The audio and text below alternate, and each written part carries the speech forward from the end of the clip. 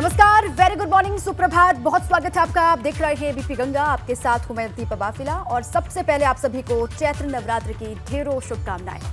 आगे बढ़े, सबसे पहले कानपुर में बड़े सीबीआई छापे से जुड़ी हुई बड़ी खबर मिल रही है, आपको रूबरू करवा दें। कानपुर के ईपीएफओ ऑफिस में सीबीआई का छापा पड़ा है। सर्वोदय नगर में सीबीआई ने रेड मारी थी। ईपीएफओ के प्रवर्तन अधिकारी गिरफ्तार किए गए। विनीत मिश्रा 60,000 रुपए रिश्वत लेते हुए अरेस्ट किया गया है। सीबीआई की एंटी करप्शन ब्रांच की ये कार्रवाई है। बड़ी खबर, ईपीएफओ के प्रवर्तन अधिकारी गिरफ्तार किए गए। नाम बताया जा रहा है विनीत मिश्रा। 60,000 रुपए रिश्वत लेते हुए रंगे हाथों पकड़ा गया है। सीबीआई की एंटी करप्शन ब्रांच की ये कार्रवाई बताई जा रही है। कानपुर से बड़ी खबर, ईपीएफओ ऑफिस में सीबीआई की रेड पड़ी थी और उसी से जुड़ी हुई ये बड़ी खबर आपके सामने है। गिरफ्तारी प्रवर्तन अधिकारी की यहाँ पर हुई है। सर्वोदय नगर में सीबीआई ने रेड मारी थी। छापा यहां पर पड़ा था। ईपीएफओ के अधिकारी को गिरफ्तार किया गया है। विनीत मिश्रा इनका नाम बताया जा रहा है। 60,000 रुपए रिश्वत लेते हुए रंगे हाथ पकड़ा गया। गिरफ्तारी हो गई है।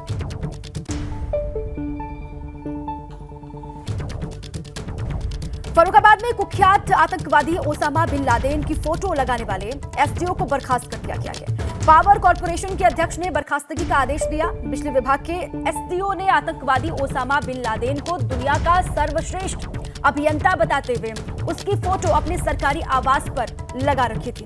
एसडीओ के आवास पर लगी फोटो सोशल मीडिया पर वायरल हो गई, जिसका संज्ञान 31 मई 2022 को जांच शुरू हुई थी और जिसका संज्ञान लेकर के उसके बाद एसडीओ को निलंबित कर दिया गया है।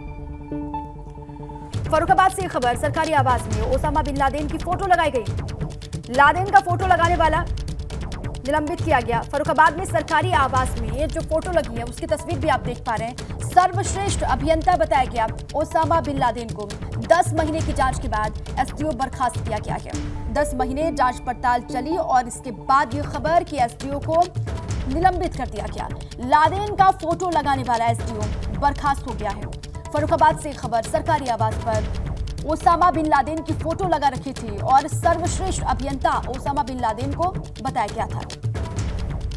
10 महीने की जांच पड़ताल और उसके बाद बर्खास्तगी का आदेश दिया गया, जिसके बाद एसडीओ को बर्खास्त अब कर दिया गया है।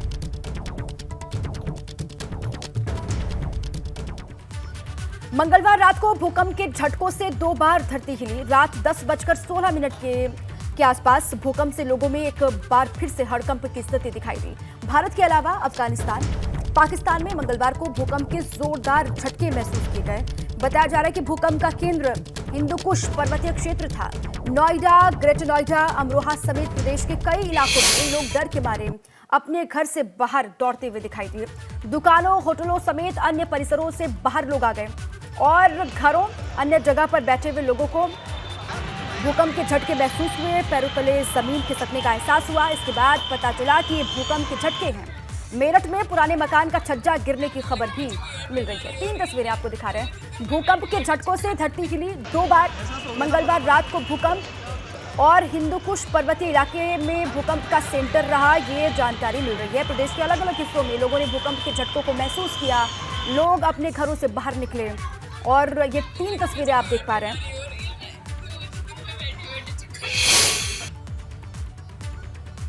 उमेश पाल हत्याकांड के बाद हरकत में आई ईडी ने माफिया अतीक अहमद की 100 करोड़ रुपए से ज्यादा कीमत की संपत्तियों को चिन्हित किया है। ये संपत्तियां दिल्ली, मुंबई, उत्तराखंड में बताई जा रही हैं। ईडी के सूत्रों का कहना है कि नोएडा में अतीक अहमद का एक फार्म हाउस भी चिन्हित किया गया है।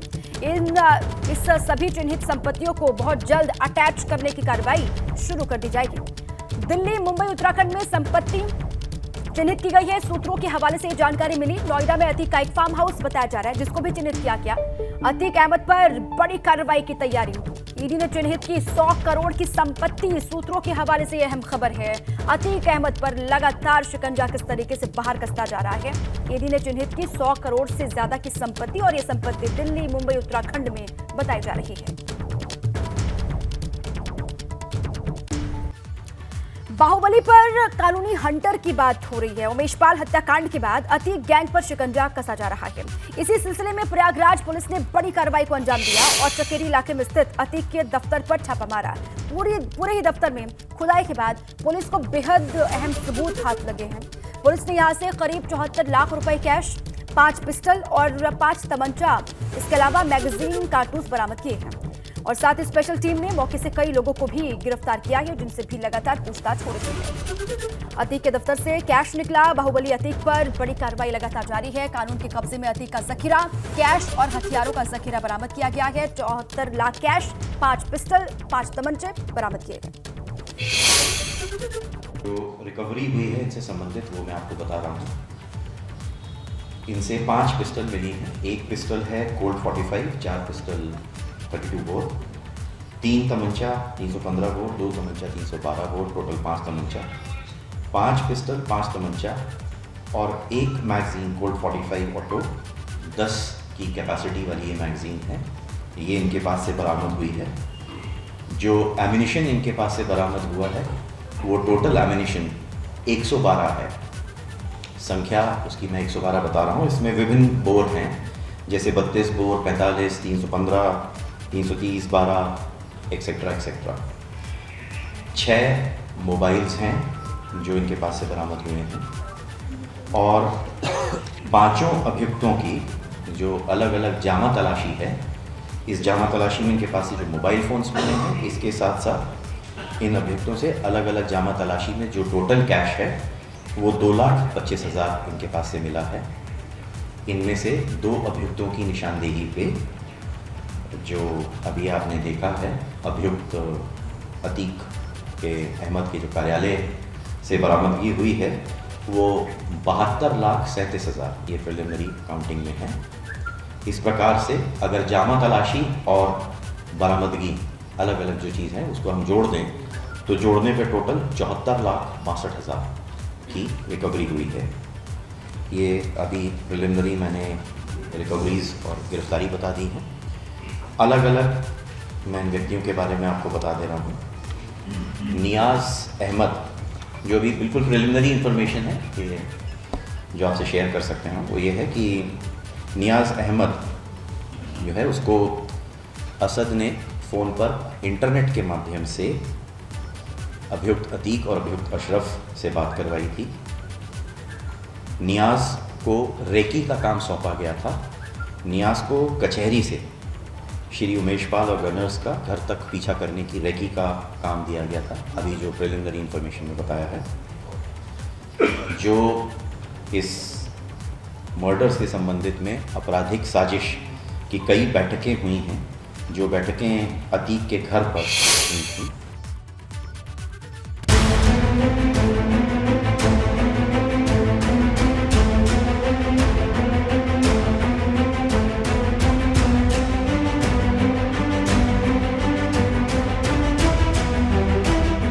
अतीक के पाताल लोक का पर्दाफाश, खुल गया अंडरग्राउंड हथियारों का राज। अतीक पर करोड़ों की चोट, प्रयागराज हत्याकांड में नया मोड़। ये न कोई बैंक है और न ही नोट छापने का दफ्तर। ये माफिया अतीक अहमद के पाताल लोक से निकला वो खजाना है जिसे पुलिस ने अतीक के दफ्तर से खोद कर निकाला है। क्योंकि जब पुलिस ने अतीक के चकिया इलाके के दफ्तर में खुदाई की तो उसकी आंखें फटी की फटी रह गई। पुलिस को जहां हथियारों का बड़ा जखीरा मिला, वहीं 1 करोड़ रुपए कैश बरामद किए हैं। साथ ही अतीक के 2 गुर्गों को गिरफ्तार किया है। ये प्रयागराज हत्याकांड के बाद अतीक पर अब तक की सबसे बड़ी कार्रवाई मानी जा रही है। किस तरीके से यहाँ पर जो वेपन्स हैं, वेपन्स की बरामदगी हुई है। यहाँ पर आप देख सकते हैं कि 10 पिस्टल यहाँ पर हैं, कारतूस हैं और इसके साथ साथ 2 लोग हैं। सामने की तरफ आप देखिए 2 लोग हैं जिन्हें पुलिस ने यहाँ से गिरफ्तार किया है, यहाँ से पकड़ा है। ये 2 लोग कौन हैं, किस मकसद से अतीक अहमद के ऑफिस में थे, उमेश पास शूटआउट से किस तरीके से संबंध है और क्या जो वेपन्स हैं, इन्हीं वेपन्स का इस्तेमाल शूटआउट केस में किया गया था। जानकारी के मुताबिक पुलिस को 10 पिस्टल, कई कारतूस अतीक के दफ्तर से मिले हैं, लेकिन हत्या के 26 दिनों बाद भी पुलिस और एसटीएफ की टीम शूटरों को नहीं पकड़ पाई है। वहीं इन सब के बीच अतीक का एक ऑडियो सामने आया है जो साबरमती जेल का बताया जा रहा है, जिसमें अतीक प्रॉपर्टी डीलर मोहम्मद जैद को धमका रहा है। हेलो। हाँ जैद। हाँ भाई। तुमको याद है कि तुम देवरिया हमसे मिलने आए थे? हाँ तो हमको मालूम था कि तुम आ रहे हो जी। और तुमसे हम बैठ के वहाँ बरामदे में मिले रहे ना, जहाँ जेलर से लोग बैठे थे। हाँ हाँ हाँ हाँ। तब तक हमारी कोई नियत नहीं थी तुमको पीटने की। हम खुद समझ रहे थे। जब तुम्हारा हमने हाव भाव देखा, तुम्हारा रवैया देखा, समझे जी तो क्या सिर्फ तुम्हारे रवैया पे खिसियाएंगे हम। जो निर्माण है वो निर्माण अवैध निर्माण था, जो नक्शा था उससे ज्यादा एरिया में इसे जो है कंस्ट्रक्शन किया गया था, इसलिए आगे के हिस्से पर इस तरीके का बुलडोजर चला था और इस तरीके से जो है यहाँ पर इसे जमींदोज किया गया था। लेकिन पीछे का जो हिस्सा है वो सुनसान पड़ा रहता था। तो अतीक अहमद के सुनसान पड़े आधे अधूरे दफ्तर में इस तरीके की गतिविधियां चल रही थी, इसका अंदाज भी लगा पाना मुश्किल है। जहां अतीक के दफ्तर से हथियार और कैश मिला है, वहीं बरेली जेल में बंद अतीक के भाई अशरफ के करीबी लल्ला गद्दी ने सरेंडर कर दिया है। लल्ला गद्दी सपा का नेता है, जिस पर बरेली जेल में अवैध तरीके से अशरफ से मुलाकात करने का आरोप है। मतलब एकदम साफ है, प्रयागराज हत्याकांड में पुलिस भले ही अभी तक शूटर को गिरफ्तार न कर पाई हो, लेकिन एक्शन लगातार जारी है और अब अगली कार्रवाई बमबाज गुड्डू मुस्लिम के घर पर बुलडोजर की हो सकती है, जिसे जवाब देने के लिए 25 मार्च का समय दिया गया है। अगर कोई जवाब नहीं मिला तो गुड्डू मुस्लिम के घर का भी वही अंजाम होगा जो अतीक के गुलाम का हुआ था। प्रयागराज से Mohammad Moin, ABP Ganga. Umesh Pal shootout case में सरकारी अमले की मुश्किलें और चुनौतियां लगातार बढ़ती जा रही हैं। वारदात के 25 दिन बीतने के बावजूद 5-5 लाख रुपए के इनामी 5 शूटर्स में से किसी एक की भी गिरफ्तारी अभी तक नहीं हो पाई और इसे लेकर सरकारी अमले की खासी फजीहत भी लगातार हो रही है। इस फजीहत से बचने के लिए सरकारी अमले ने अफसरों के खिलाफ बुलडोजर कार्रवाई शुरू की। इसके तहत कल शूटर गुलाम के घर पर बुलडोजर चलाया गया था परसों, और अब अगला नंबर वारदात में शामिल बमबाज गुड्डू मुस्लिम का है, ये जानकारी मिल रही है। गुड्डू मुस्लिम के घर पर प्रयागराज विकास प्राधिकरण ने ध्वस्तीकरण का नोटिस कल चस्पा कर दिया। 25 मार्च को सुबह 11 बजे तक का अल्टीमेटम गुड्डू मुस्लिम को दिया गया है।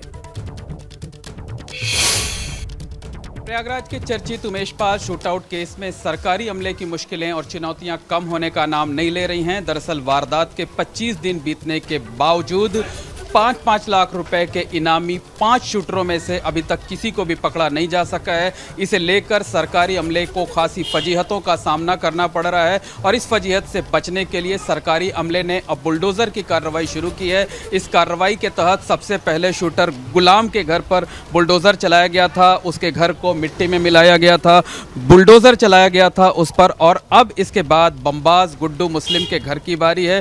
गुड्डू मुस्लिम प्रयागराज के चकिया इलाके में रहता है, ये उसका घर है, 3 मंजिला घर है और प्रयागराज विकास प्राधिकरण ने इस घर पर ध्वस्तीकरण का नोटिस भी चस्पा कर दिया है। दरअसल ये मकान गुड्डू मुस्लिम की पत्नी चांद बीबी के नाम है, इसलिए आप देख सकते हैं कि जो नोटिस चस्पा की गई है उस पर चांद बीबी और गुड्डू मुस्लिम दोनों का ही नाम है। इस नोटिस में साफ तौर पर लिखा हुआ है कि अगर 25 मार्च तक नोटिस का संतोषजनक जवाब नहीं दिया गया तो उसके बाद इस मकान को ध्वस्त किया जा सकता है। लेकिन बड़ा सवाल यह है कि आखिरकार ध्वस्तीकरण की कार्रवाई होगी कैसे। दरअसल चकिया इलाके में जिस जगह गुड्डू मुस्लिम का मकान है वो गली बेहद सकरी है, रास्ता बेहद सकरा है। मेन रोड से लेकर गुड्डू मुस्लिम के मकान तक की तकरीबन 300 मीटर की दूरी सिर्फ इस तरह से 2 फीट चौड़ाई पर है। यहाँ पर एक बाइक भी मुश्किल से आती है। चलिए आगे बढ़े। अब बात टॉयलेट में बेशर्म जासूस, कॉलेज में सम्मान हरण कांड। ये सब हुआ है आजमगढ़ कॉलेज के डीएवी कॉलेज में, जहां कॉलेज प्रशासन ने जब शौचालय में कैमरा लगा दिया तो छात्रों का गुस्सा भड़क उठा।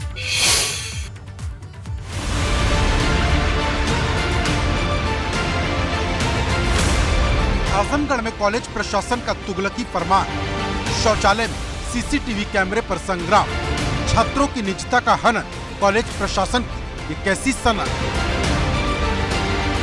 यह आजमगढ़ जिले का डीएवी पीजी कॉलेज है, जहां दूर दराज से हजारों छात्र पढ़ने आते हैं, लेकिन आजमगढ़ का डीएवी कॉलेज अपनी पढ़ाई के लिए नहीं, कॉलेज प्रशासन की उस तुगलकी फरमान के लिए चर्चा में है, जहां शौचालय की टोटी चोरी हो जाने पर प्रशासन ने शौचालय में ही सीसीटीवी कैमरा लगवा दिया, जिसको लेकर छात्रों का गुस्सा फूट पड़ा। छात्रों की शिकायत है कि शौचालय में सीसीटीवी कैमरा लगवाकर विद्यालय प्रशासन उनकी निजता का हनन कर रहा है। शौचालय के ठीक सामने जहां बच्चे शौचालय करते हैं उसी में उन्होंने सीसी कैमरा प्रिंसिपल प्राचार्य हमारे यहाँ के लगवा दिए हैं वहाँ पे, और जिसमें बच्चों को आने जाने में हर उसकी प्राइवेसी के साथ खिलवाड़ किया जा रहा है। जो डायरेक्टली उनको सुबह भी बोला गया था इस चीज़ के लिए, तो ये कह रहे हैं कि हमारे कॉलेज में टोटी चोरी हो जा रही है, इसकी वजह से हम लोग सीसी कैमरा लगवा रहे हैं। लेकिन बड़ा सवाल यह है कि कॉलेज के शौचालय में सीसीटीवी कैमरा लगाने का आदेश आखिर कैसे दिया गया, क्योंकि जब छात्रों ने इसकी सूचना जिला प्रशासन को दी और इसका विरोध किया तो अधिकारियों ने सीसीटीवी कैमरे को शौचालय से हटवा दिया। वहीं बात बढ़ते देख कॉलेज के प्राचार्य सफाई दे रहे हैं कि कैमरे को शौचालय के गेट पर लगाने को कहा गया था, लेकिन गलती से उसे शौचालय के अंदर लगवा दिया गया। ये ऐसा है कि वो कैमरा वहाँ पर लगाने की कोई मसला नहीं थी, वहाँ उसकी एंट्री पॉइंट पर वो कैमरा लगाने की बात हुई थी, गलती से वहाँ पर अंदर लग गया था। जो है कॉलेज प्रशासन को जानकारी हुई, तत्काल उसको वहाँ से हटा दिया गया है। लेकिन बड़ा सवाल यह है कि क्या कैमरा लगाने वाले ने अपनी मर्जी से शौचालय में कैमरा लगाया, और उससे भी बड़ा सवाल ये कि जब कैमरा शौचालय में लगाया जा रहा था तब क्यों किसी अधिकारी ने ध्यान नहीं दिया। अब सवाल इस बात का है कि क्या इस पूरे मामले को ध्यान में रखते हुए कोई एक्शन होगा, क्योंकि ये घटना शिक्षा के मंदिर में हुई, जहाँ किसी भी तरह का कोई खिलवाड़ बर्दाश्त के काबिल नहीं। Bureau report, ABP Ganga. और आज से चैत्र नवरात्र की शुरुआत हो गई है। सीएम योगी ने प्रदेश के सभी मंदिरों में दुर्गा सप्तशती और अखंड रामायण का पाठ करवाने के आदेश दिए और इसको लेकर मंदिरों में तैयारियां पूरी कर ली गई है। मैया के दरबार सचकर पूरी तरीके से तैयार है। आज से 9 दिनों तक मैया के 9 स्वरूपों की विधि विधान से पूजा अर्चना की जाएगी। पहले दिन कलश स्थापना के साथ मां शक्ति की पूजा अर्चना की जाएगी। शैलपुत्री मां के पहले स्वरूप की पूजा होगी। 28 को महासप्तमी और 29 को महाअष्टमी, साथ में 30 को रामनवमी है और इस दिन मां की आराधना के साथ व्रत की पूर्णाहुति होगी। भगवान राम का जन्मोत्सव भी रामनवमी को मनाया जाएगा।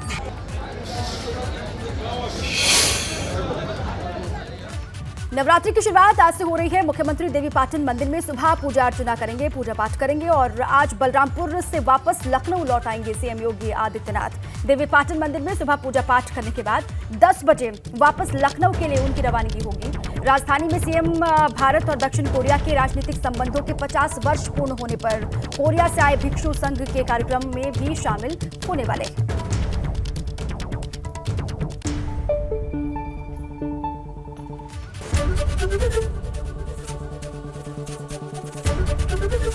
ABP गंगा, खबर आपकी, जुबान आपकी।